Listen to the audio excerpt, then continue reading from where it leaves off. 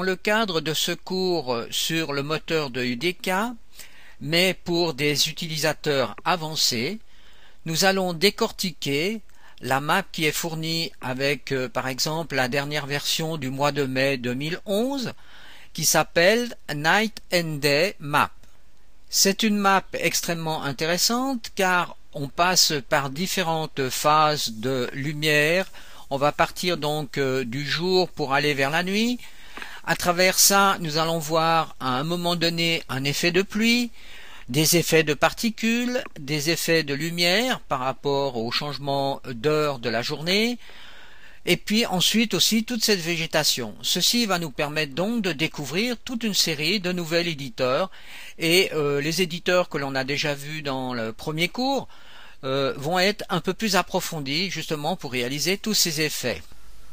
Jouons la map que nous allons étudier pour avoir une meilleure compréhension de tous les effets que l'on va donc devoir découvrir petit à petit.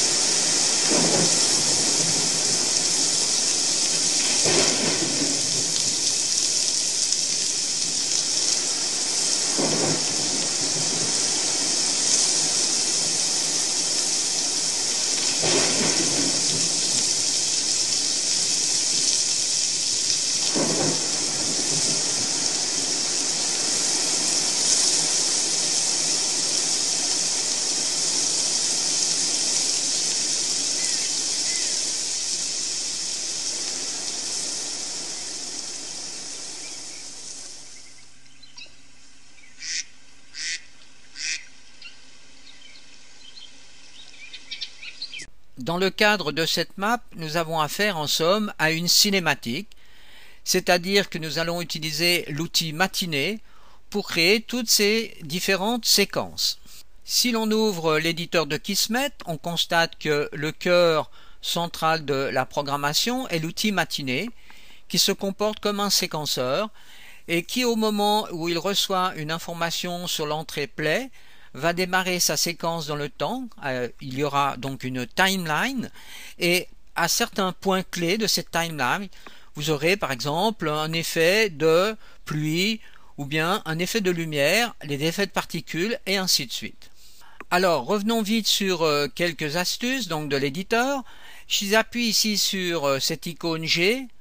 Vous voyez que je suis en mode game, donc toutes les icônes, particules, matière instanciée, tout ça disparaissent. Ensuite, vous voyez que si par exemple j'appuie sur la touche F du clavier, je supprime le brouillard dans la map.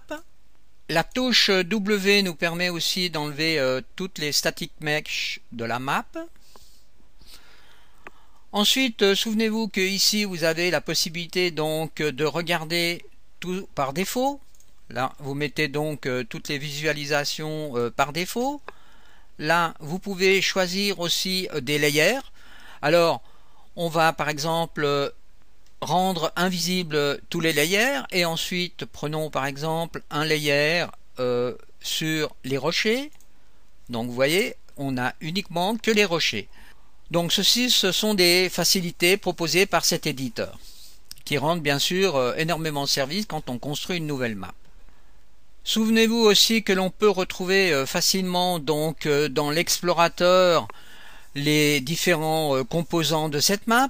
Alors je sélectionne par exemple cette colonne, vous voyez, qui devient légèrement bleutée. Ensuite j'appuie avec le bouton droit de la souris, je fais recherche dans l'explorateur et voilà la static mesh ici qui est utilisée. Si je fais ici bouton droit, de nouveau je peux aller dans l'éditeur de static mesh. Alors ça nous avons vu dans la toute première partie. Voilà, donc c'est aussi de nouveau un éditeur en 3D. Alors intéressons-nous maintenant à la création de la végétation. Alors si je clique par exemple sur cet arbre, je vais de nouveau au bouton droit, recherche dans l'explorateur, je vois ici que c'est une static mesh. Donc en somme ici l'arbre a été construit de la même façon qu'a été construit la colonne. Voilà, ça a été sûrement fait dans un logiciel externe, soit Maya, soit 3ds Max.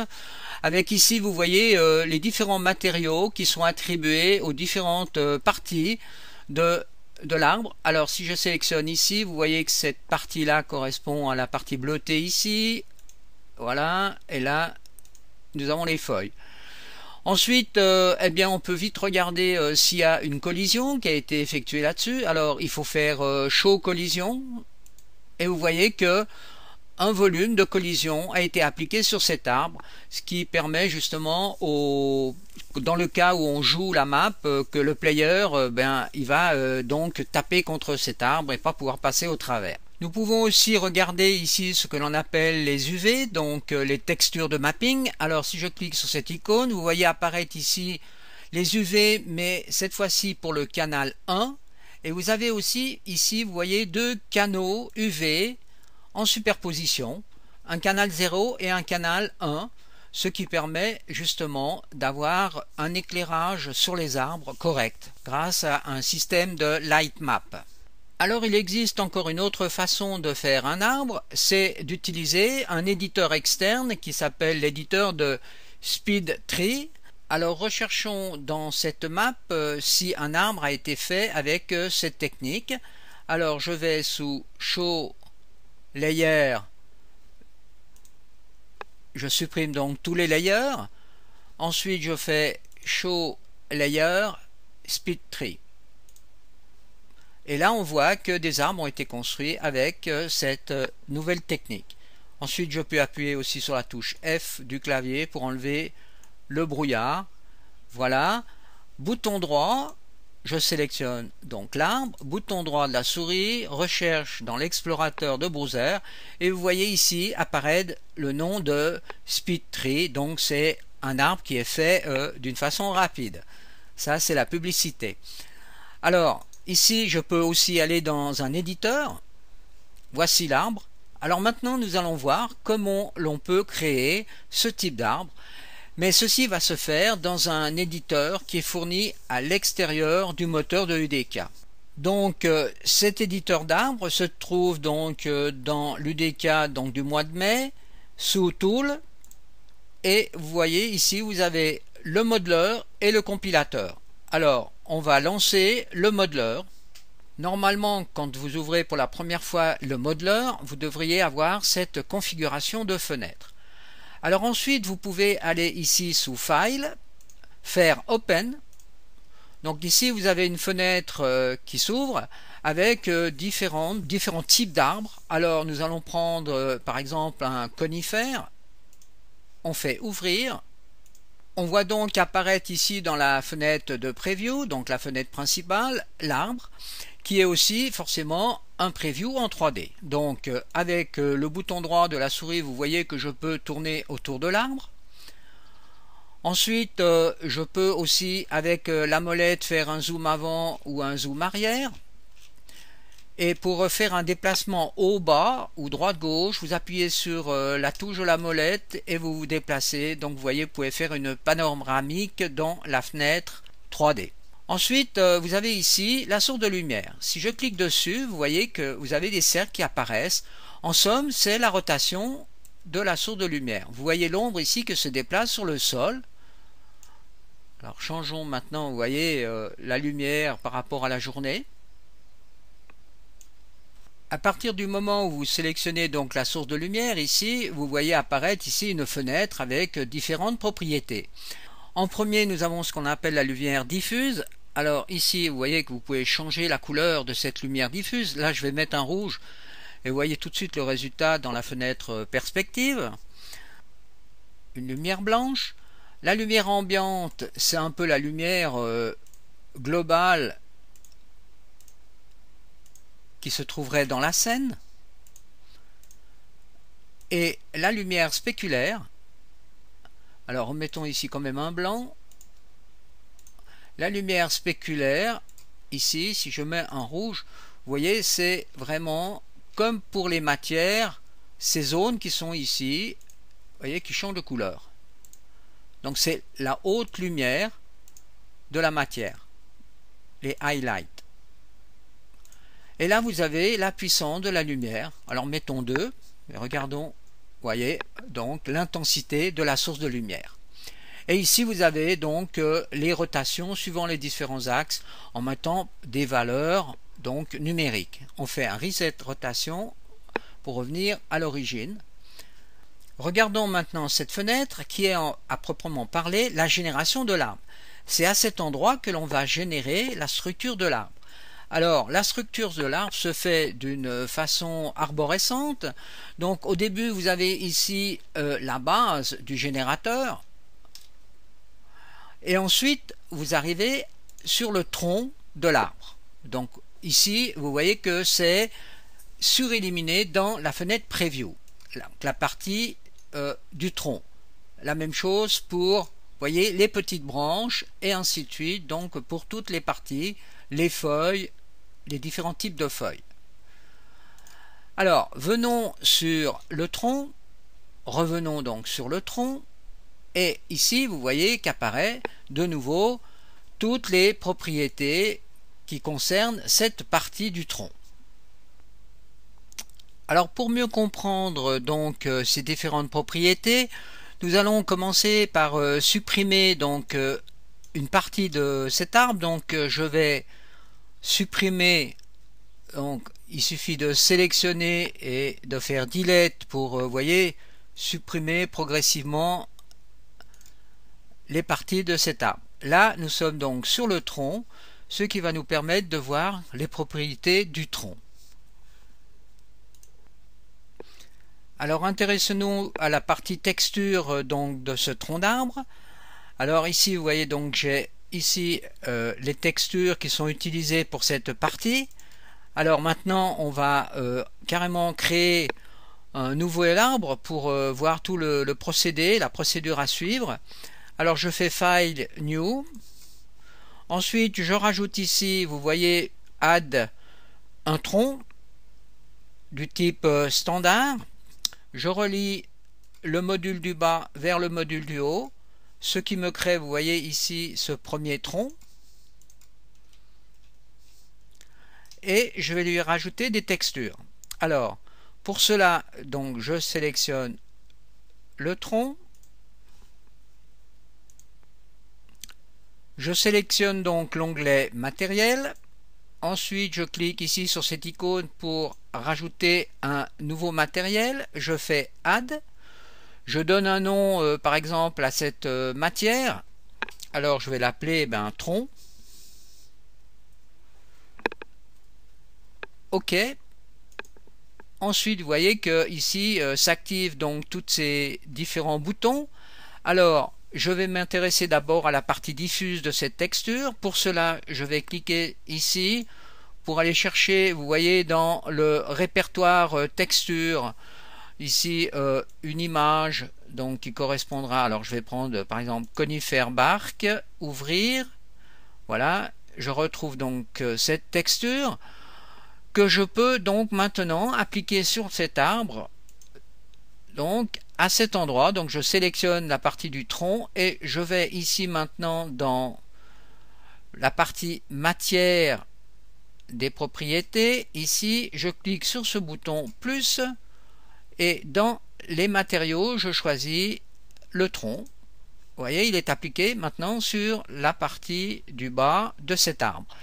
Alors ici, bien vous vous souvenez, là nous n'avons pas de relief sur le tronc. Pour cela, il suffit de rajouter une normal map pour donner un peu plus de réalisme à notre arbre. Alors je fais toujours la même chose et cette fois-ci je vais chercher donc le conifère normal, ouvrir. Voilà, on retrouve ici la texture normale. Alors ici on peut constater le résultat, donc le fait de rajouter cette normal map. Ici si je sélectionne le bouton normal map et que je fais disable, c'est-à-dire que je désélectionne cette texture, regardez dans la fenêtre preview la différence. Donc nous mettons bien un effet de bump ou de relief sur le tronc de l'arbre. Regardons quelques propriétés. Ici nous avons donc après sélection de cette partie de l'arbre, la hauteur. Alors mettons 50 pour voir vraiment la différence. Vous voyez que vous avez un tronc qui est beaucoup plus haut. Ici le roll.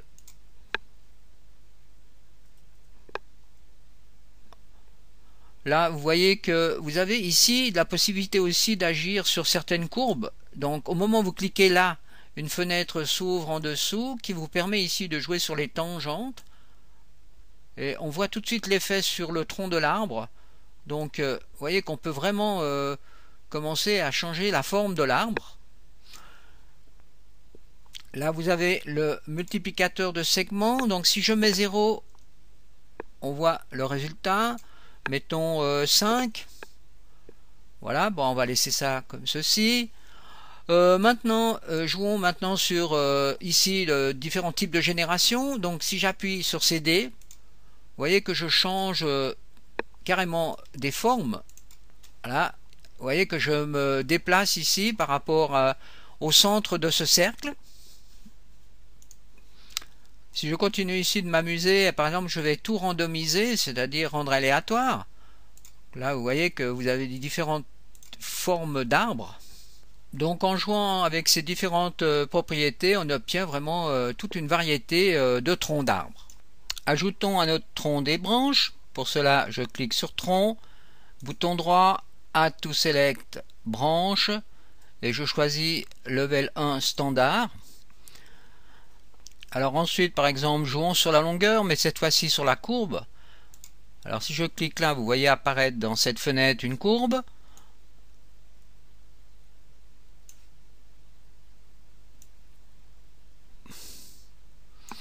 On peut bien sûr de nouveau générer au hasard.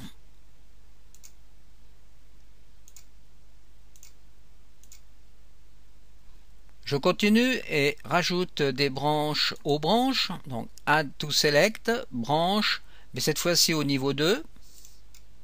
On voit donc toutes les petites branches qui ont été créées ici. Même chose, on peut jouer donc sur les paramètres. Ici.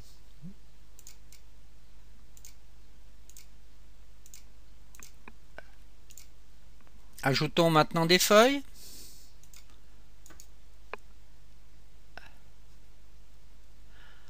Standard. Voilà, maintenant il va falloir bien sûr attribuer une matière à ces feuilles. On crée donc une nouvelle matière en cliquant sur ce bouton, Add feuille. OK. Et ensuite on attribue donc une matière sous feuille. Alors on va à cet endroit et on va chercher une texture feuille. Je choisis cette texture. Ensuite sous la normale je fais la même chose et j'attribue la matière donc sur les feuilles. On clique donc sur ces propriétés, plus, et là on va rajouter une matière, donc la matière feuille, vous voyez, qui apparaît tout de suite dans la fenêtre Preview. Vous voyez, si je clique à cet endroit, je peux changer donc la densité du feuillage.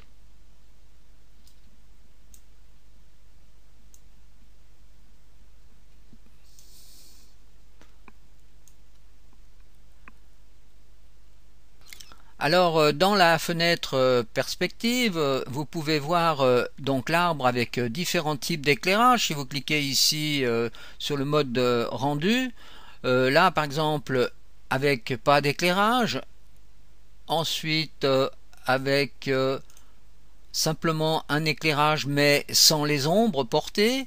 Là vous voyez donc c'est avec les ombres portées et les ombres aussi dans les branches.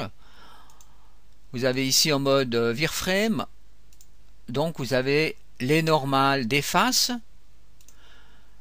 et ainsi de suite. Donc je reviens en mode normal avec des ombres. Là vous pouvez supprimer donc les feuilles et ici les branches par exemple. Une fois que l'arbre est créé, il ne faut pas oublier de le sauver par File, sauve à quel endroit. Je le mets dans le même endroit que les exemples, je l'appelle MiTree et je fais enregistrer. Et là vous êtes au format SPM. Vous avez encore une possibilité qui est intéressante. Si par exemple je clique ici sur ces branches, vous voyez que là j'ai toutes les branches qui sont sélectionnées. Mais si je désire par exemple modifier qu'une branche, par exemple celle-ci, eh bien je vais cliquer sur ce bouton là et ensuite sur la branche que je veux modifier. Et là vous voyez que vous avez la possibilité de changer la position de cette branche.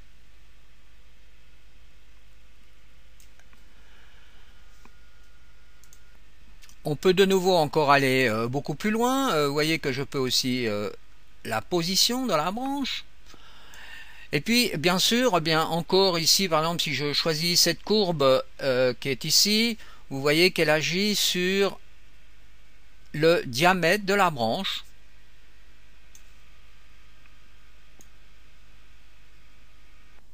Ce modeleur est extrêmement puissant, il nous permet par exemple de rajouter des forces à certains endroits de l'arbre. Alors prenons le niveau 2, je fais plus force de direction et j'agis ici, vous voyez, sur la direction donc des petites branches.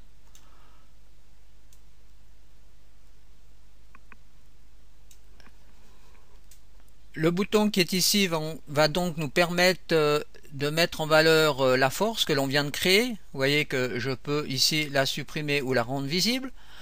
Maintenant il va falloir qu'on s'intéresse à la collision de cet arbre. Alors pour cela déjà je clique sur cette icône pour rendre les collisions visibles dans le preview.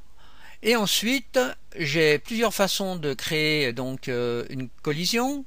Je peux aller dans Tool et générer des collisions, des primitives de collision. Alors si par exemple je laisse ceci par défaut, je fais OK, vous voyez tout de suite le résultat, voilà toutes les sphères et les cylindres de collision. On peut aussi placer une collision manuellement. Alors pour cela, je sélectionne le tronc plus Add collision objet, capsule. Donc là, une capsule a été créée. Cette capsule, je peux donc la déplacer avec cet outil de translation. Alors pour mieux voir, on peut aussi, vous voyez, changer la visualisation de la fenêtre preview en faisant bouton droit. De nouveau, tout plein de menus apparaissent. Et vous faites par exemple Active Viewport X, Y Plan. Donc là, vous êtes en vue de dessus. Et vous pouvez mieux, par exemple, situer votre capsule de collision.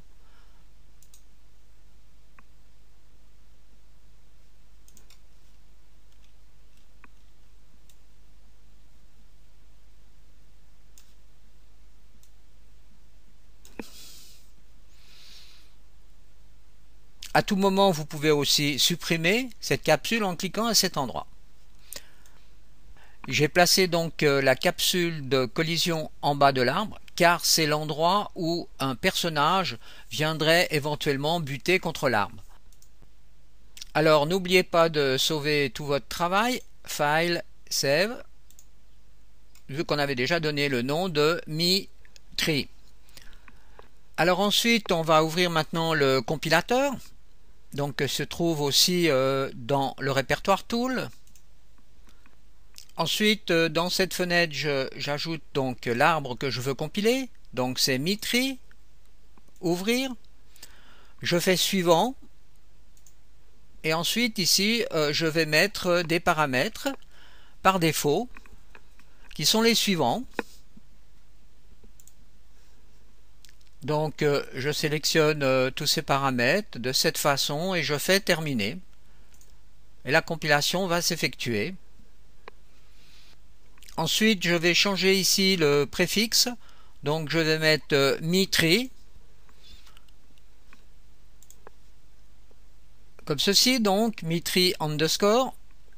Et puis je vais ici faire merge into secture. Et ensuite je vais aussi cliquer sur cette propriété.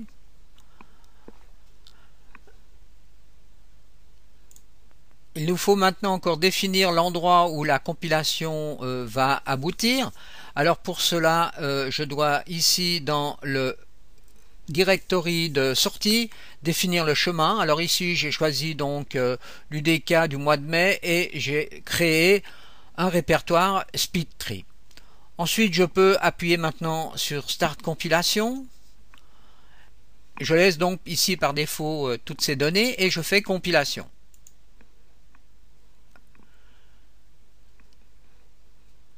Voilà, je peux ouvrir le répertoire de sortie pour voir apparaître justement donc mon arbre avec les différentes textures qui sont utilisées pour créer cet arbre. Je peux ensuite faire terminer et fermer les différents éditeurs et maintenant me concentrer dans l'éditeur de UDK. On retourne donc dans l'éditeur de UDK et regardons maintenant comment l'on peut disposer l'arbre que l'on a créé dans le modeleur SpeedTree. Alors là, vous voyez, j'ai fait un simple plan, un acteur light point et puis un player start. Alors ensuite, je vais dans l'explorateur de browser, je fais import et je vais chercher le répertoire où j'ai mis justement les données du compilateur. C'est dans le répertoire SpeedTree. Je sélectionne donc tous les fichiers et je fais ouvrir. À ce moment-là apparaît une fenêtre. Je définis un paquet dans lequel je veux mettre les textures et cet arbre. Alors je vais l'appeler Mi SpeedTree. Je laisse ensuite par défaut le groupe et les noms et je fais OK to all.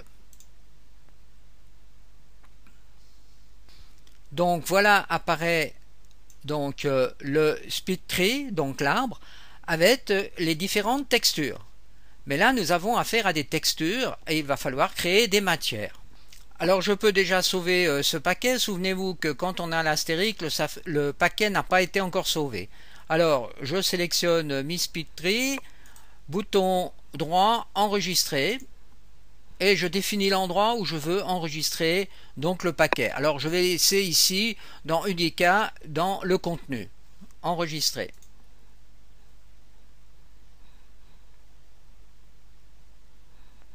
Alors maintenant pour créer une matière, on peut pratiquer de la façon suivante. Je sélectionne cette texture, bouton droit et je fais créer une nouvelle matière. Je laisse tout par défaut et je fais OK.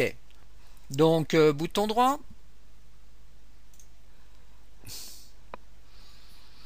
voilà, j'ai ma texture simple que je mets sur l'entrée diffuse du preview. Là je peux changer, peut-être mettre voilà un cube comme ceci.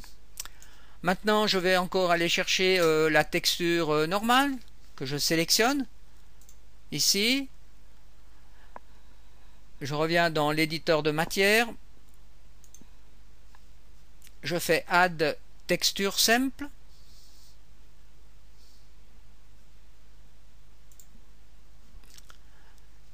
que j'associe donc sur l'entrée normale pour donner du relief. Ensuite, je sauve donc cette matière simplement en cliquant ici sur cette icône ou bien en fermant éventuellement aussi l'éditeur de matière. Alors, la matière ici est constituée. Faisons la même chose maintenant pour les feuilles, mais ici il y aura une petite différence. Alors, en premier, je sélectionne la matière diffuse. Je fais créer New Material. Je laisse par défaut, OK. Ensuite, bouton droit.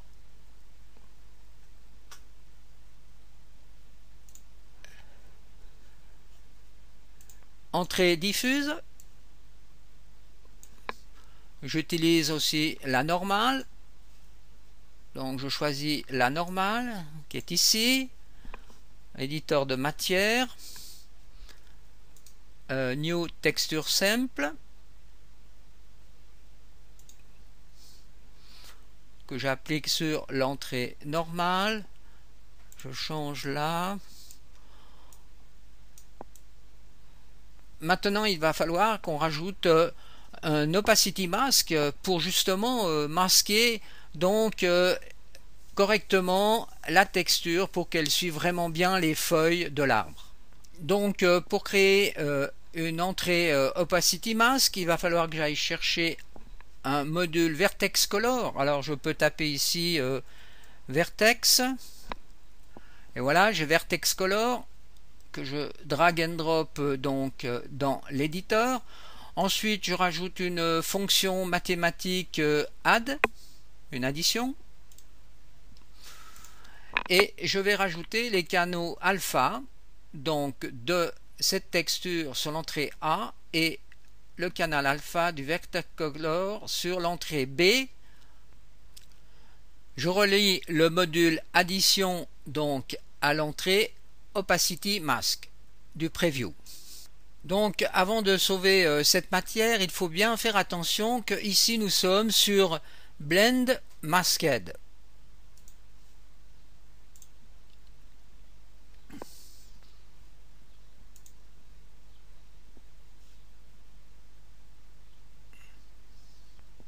Je peux ensuite donc déposer l'arbre sur la map, donc en faisant simplement un drag and drop.